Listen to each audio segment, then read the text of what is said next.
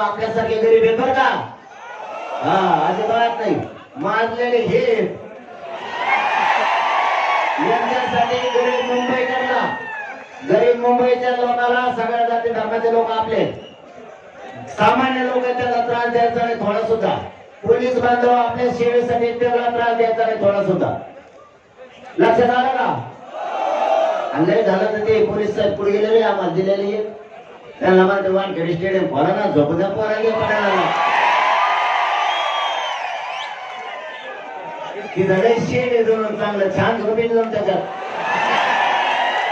आणि आमचे लोक मराठीतील आसपास जाऊन मला आता एक जण कानात येऊन सांगितलं की मला मराठी जवळ आम्ही रेटून खूप घालू तुम्हाला.